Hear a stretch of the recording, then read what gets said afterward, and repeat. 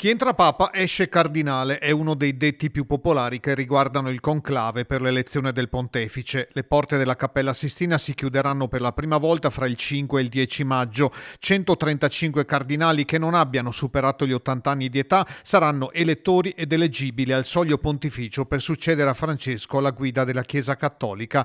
La rappresentanza veneta è di 4 persone, 2 sono veronesi. Il cardinale Claudio Gugerotti, 70 anni, oggi prefetto del Dicastero per le Chiese orientali, ha esperienze diplomatiche in Georgia, Armenia, Azerbaigian, Bielorussia e Ucraina. È stato anche docente alle università di Venezia e Padova. È di origini scaligere anche Monsignor Mario Zenari, 79 anni, che ha svolto servizio in Africa e presso organismi internazionali prima di essere nominato nunzio apostolico in Siria.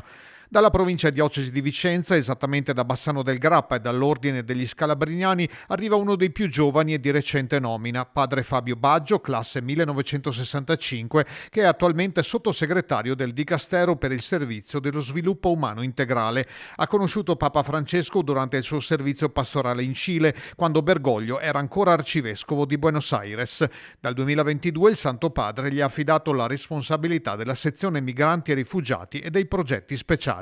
Il cardinale Pietro Parolin, segretario di Stato, arriva invece da Schiavon, da una famiglia semplice e profondamente cattolica. Il padre gestiva un negozio di ferramenta e vendeva macchine agricole, la madre era maestra elementare. A 14 anni è entrato nel seminario di Vicenza. Dopo gli studi alla Pontificia Università Gregoriana, nell'86 è entrato nel servizio diplomatico della Santa Sede. Si è adoperato in particolare nel lavoro diplomatico in Africa, in particolare dopo la guerra civile del Ruanda, e in Sud America, ristabilendo la collaborazione della Chiesa col governo del Venezuela.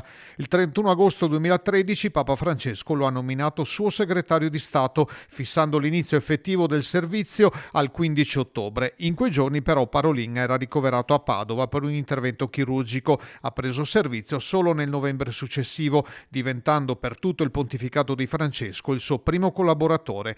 Il suo nome è tra i papabili e in caso di elezione seguirebbe le orme di Giuseppe Sarto, Papa Pio X, arrivato anche lui dalla Campania.